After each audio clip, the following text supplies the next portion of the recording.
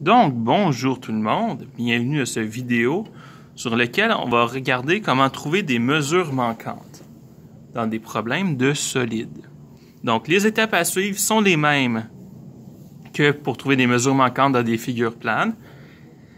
Et dans le fond, c'est le même raisonnement que dans la plupart des problèmes dans lesquels il faut trouver des mesures manquantes. Il faut toujours se poser la question 1. Identifier les formules qui sont pertinentes. Donc, par exemple, si on vous parle de l'aire d'un trapèze et qu'on cherche une mesure dans un trapèze, bien, la formule de l'aire de trapèze va être une bonne idée. Ça va être une bonne idée de la regarder, de l'observer. Si on vous parle de l'aire d'une pyramide, bien, ça se peut que la formule de l'aire de la pyramide nous donne des indices sur ce qu'on cherche. Donc, toujours regarder, est-ce qu'il y a des formules pertinentes qui sont utiles pour le genre de problème que je fais? Quand vous allez être en secondaire 3, quand vous allez avoir des triangles rectangles, bien, Pythagore va être souvent une formule pertinente. Donc, dans le fond, il faut toujours penser à quelles sont les formules que je connais qui utilisent les données et les énoncés de mon problème. Ensuite, une fois que vous avez identifié des formules pertinentes pour votre problème, vous remplacez les données connues dans vos formules.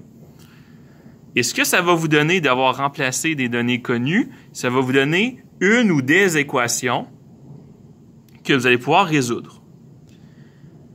Pour tous les problèmes d'air, il peut être utile de dessiner nos solides avant de tenter de résoudre le problème. Donc, des fois, dessiner le solide, ça va nous aider à bien comprendre de quoi a l'air le problème. Donc, sur ce, exemple 1. Un prisme à base carrée a une hauteur de 15 mm et une aire latérale de 633,75 mm carré. Quel est le périmètre de la base de ce prisme? Donc, un prisme à base carrée, si je le dessine, on va avoir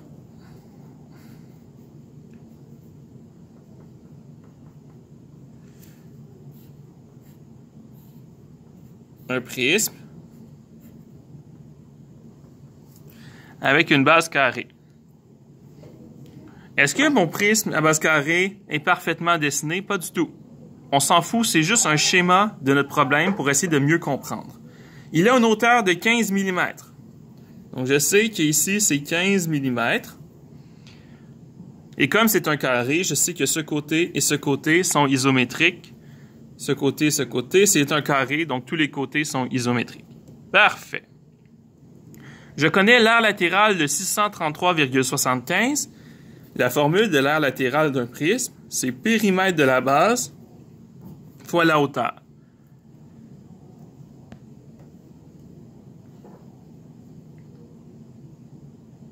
Donc, écrire la formule d'une donnée connue. Est-ce que c'est automatique que je vais pouvoir utiliser cette formule? Peut-être pas. Mais juste de l'écrire, ça me rappelle que ah, c'est ça la formule. Parfait. Une fois qu'on s'en rappelle, c'est quoi la formule? On regarde.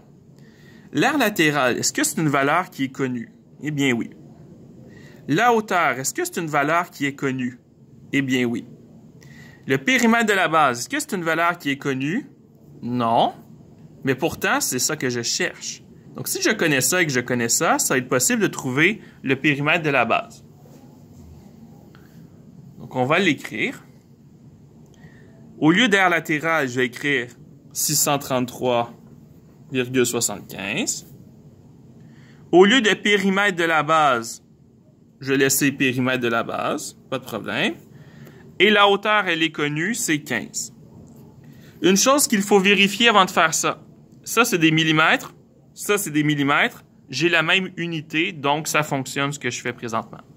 Une fois qu'on a fait ça, qu'est-ce que je fais? Périmètre de la base multiplié par 15 me donne ça. Je vais donc diviser par 15 de chaque côté.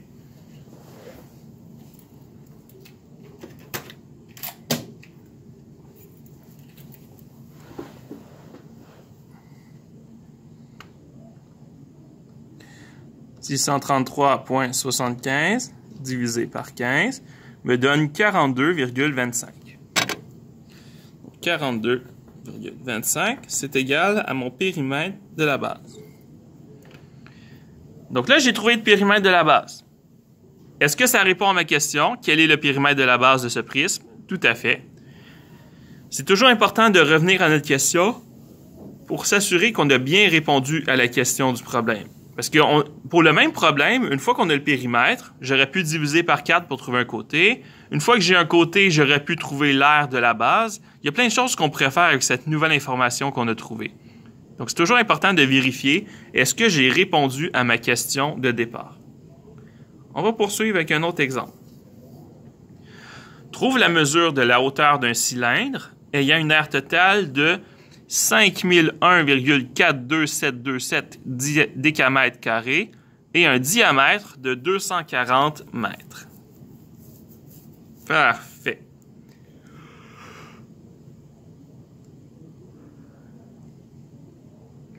Donc là, on cherche la hauteur d'un cylindre. Si je dessine mon cylindre,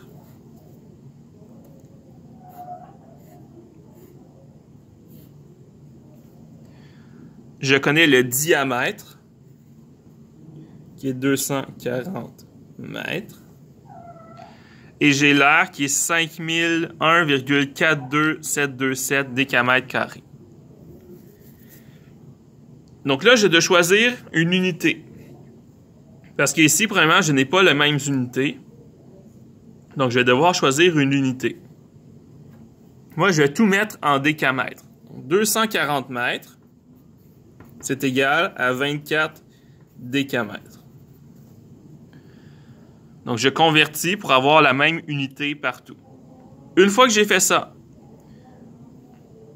si j'ai un diamètre de 24 décamètres, ça veut dire que mon rayon, c'est 12 décamètres. Parfait. On parle d'aire totale. Quelle est la formule de l'aire totale d'un cylindre? Eh bien, l'aire totale, c'est égal à 2 fois l'aire de la base plus l'aire latérale. Et donc, si je remplace, l'aire totale, c'est égal à 2 pi rayon exposant 2 plus 2 pi rayon fois hauteur. Donc, mon aire totale, la formule, c'est ça. 2 fois l'aire de la base. L'aire de la base, c'est pi r carré parce que la base est un cercle. Et l'aire latérale, 2 pi r, circonférence fois hauteur. Je vais observer combien de nombres dans cette formule, dans cette équation, je ne connais pas. Est-ce que je connais l'aire totale? Eh bien, oui, je la connais. Est-ce que je connais la valeur du rayon? Oui, c'est 12 décamètres. Est-ce que je connais la valeur du rayon ici? C'est 12 décamètres. Le seul chiffre dans tout ça que je ne connais pas, c'est la hauteur. Je vais donc tout remplacer afin d'avoir une équation. J'ai donc 5001,42727 qui est égal à 2 pi fois 12 exposant 2 plus 2 pi fois 12 fois h. J'ai remplacé toutes les valeurs connues. Oui, je pourrais calculer les pi. Donc 2 fois 12, ça me donnerait 24 pi. Mais comme ça, c'est déjà en nombre décimal, je vais tout mettre en nombre décimal, ça va être un peu plus simple. Donc, je vais le calculer ici. 5001,42727. On ne peut rien faire pour l'instant avec. Égal. 2 pi fois 12 exposant 2. 2 pi fois 12 exposant 2. Ça me donne 904,77868. 904,77868. Plus. Je garde beaucoup de décimales, comme ça on va être un peu plus précis dans notre réponse. 2 fois pi fois 12. 2 fois pi 2 fois pi fois 12. 75,39822.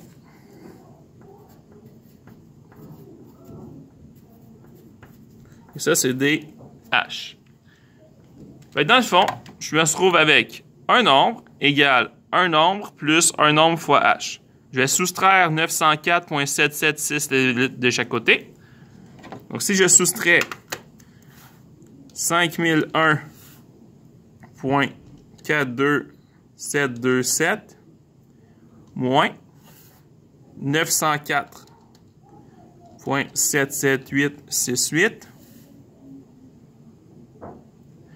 4096,64859.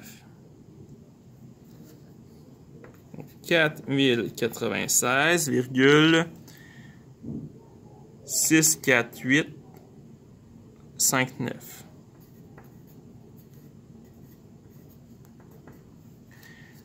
Et donc ça, c'est égal à 75,39822 fois la hauteur.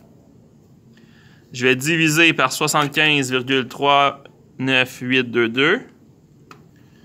Donc, 4096,64859 divisé par 75,39822. 54,33. J'aurais trouvé ma hauteur. Je peux toujours vérifier. 2 fois pi fois 12 exposant 2, plus 2 fois pi fois 12 fois 54,33. Est-ce que ça me donne la bonne aire?